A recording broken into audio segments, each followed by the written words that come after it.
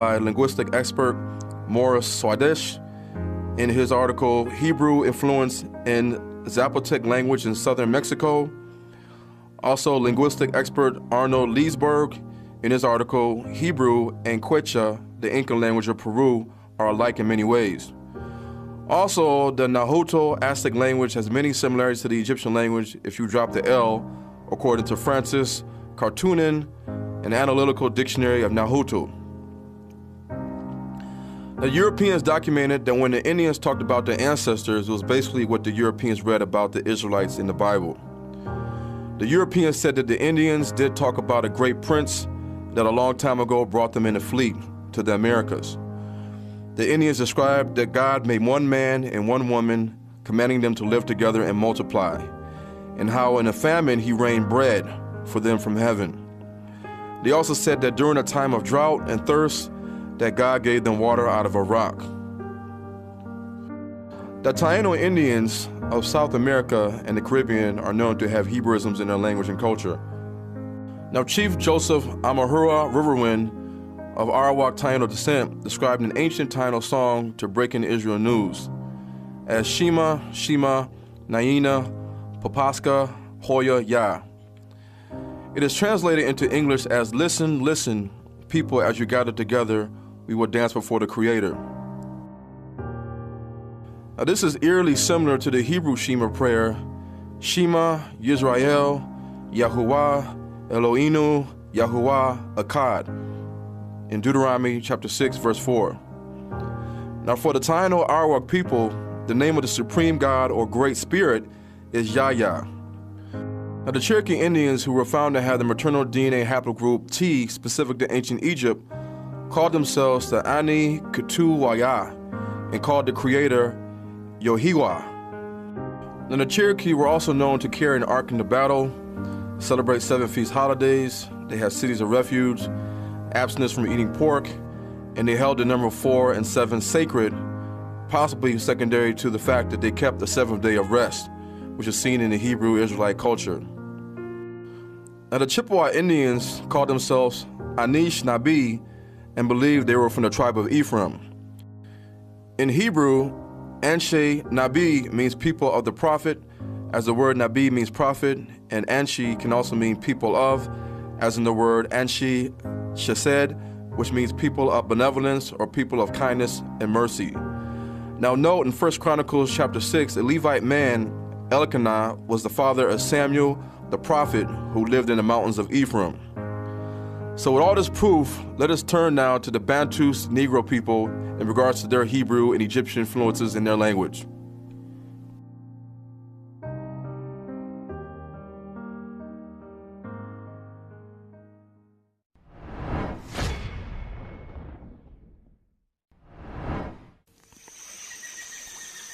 Ancient stories of different Bantu tribes all tell of a time when they lived in the Congo.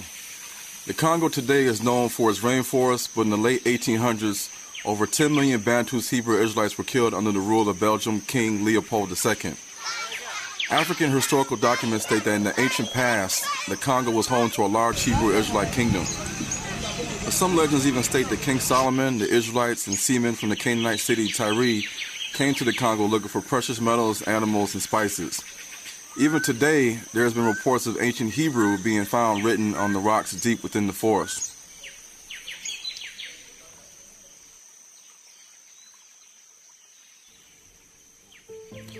Many Bantu tribes such as the Bakongo, the Luya, the Bamileke, Sakuma, Baganda, Temne, Kikuyu, Zulu, Exosa, Ashanti, Ewe, Yoruba, Igbo, and others claim to have migrated from Israel south into Africa by way of Egypt.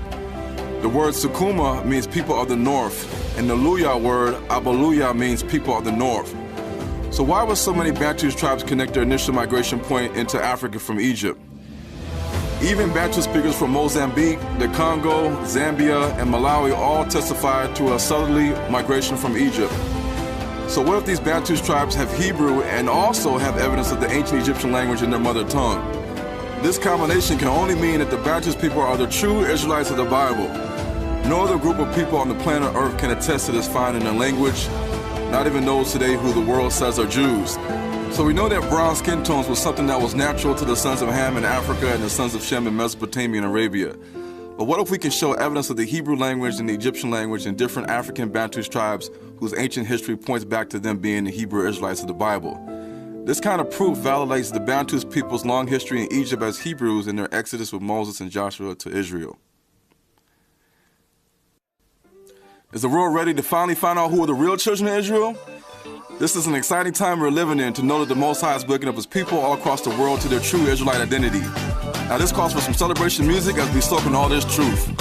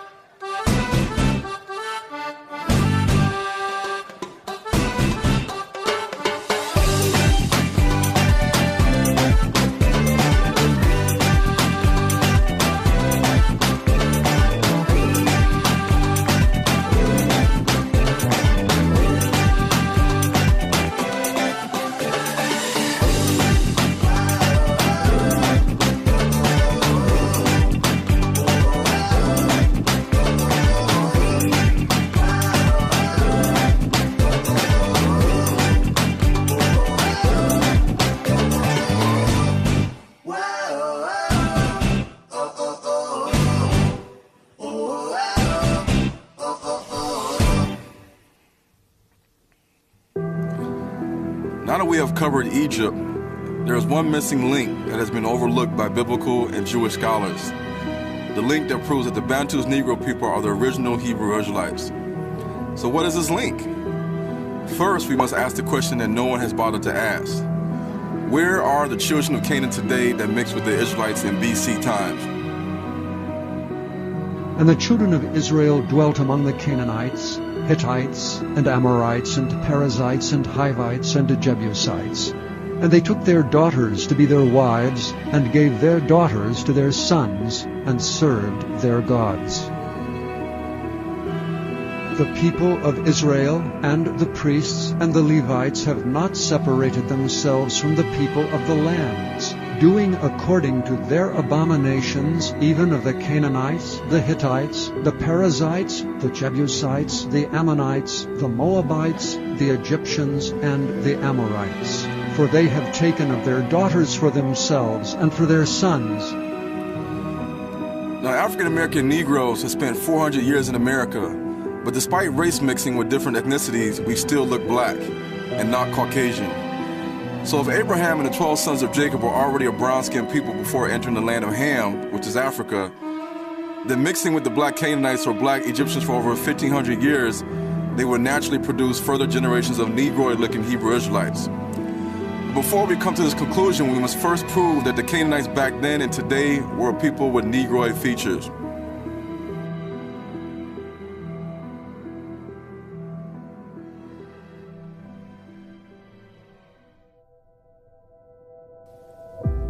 In Africa, there are a group of people who have been said to have been one of the original inhabitants of Africa, a people who are known by other ethnicities to have traveled to distant lands, even before others could lay their stake first. They are called the Little Black People, aka the Black Pygmy Negrito race.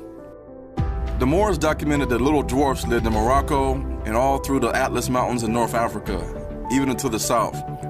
They were called by many names: the Dinga, the Tiki Tiki, the Aka people, which was a Phoenician Canaanite city in BC times, the Jedi people, the Tawuta, and the Saisiyat Black Little People in Taiwan, the Koro Poguru Black Little People by the Ainu people in North Japan, the Nunihi or Yunwi Tsudi Little People by the Cherokee Indians. Now, if we look deep into the ancient history of the Black Pygmy people, we will see that they could very well be the same children of Canaan that our Bible speaks of. One of the biggest things the Canaanites are well known for in the Bible is the infamous curse of Canaan. And Noah awoke from his wine, and knew what his younger son had done unto him.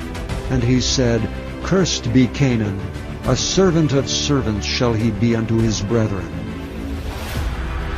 In the Hebrew Old Testament, the word used for brethren is Hebrew Strong's word 251, ak, which means brother or brothers. Now, because of this one passage in the Bible and because of the transatlantic slave trade, it has been fought and taught that the so-called Bantus Negro are the biblical Canaanites. Well, who were the brothers of Canaan? The black Egyptians, the black Cushites of Nubia, and the black North African Hamitic tribes from the lineage of Put in the territory of Libya. So do we have proof that Canaan's brothers were black? So what about their other brother Put, who lived in modern-day Libya?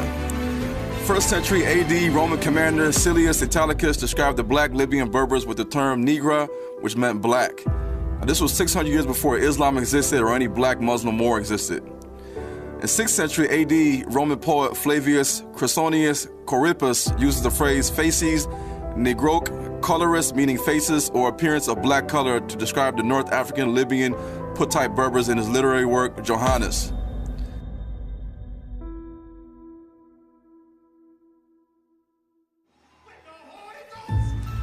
For centuries, the curse of Canaan story has been taught incorrectly by the European Catholic Church and modern Talmudic Judaism, which many black people have believed even until today. The question is, why would Catholics and Jews teach that black people are suffering from the curse of Canaan? Truth is, the Bantus people in Africa were naturally practicing Hebraic customs without even knowing the English word Hebrew, Jew, or Judaism. In addition, the oral history of their migration from Egypt to Israel and from Israel back into Africa by way of Egypt from Sudan was passed down from the oldest person in the village going back generations upon generations. Now, does this sound like the biblical history of the Canaanites? Of course not. In real history, not too much evidence is found in regards to the identity and current whereabouts of the children of Canaan. This information has been covered up for a reason. But as Yeshua HaMashiach, whom the world knows as Jesus Christ, said in Luke 8:17, "For nothing is hidden that will not be revealed, and nothing concealed that will not be made known and brought to light." Now, with that being known, the Pygmy tribes in Africa are a group of people who were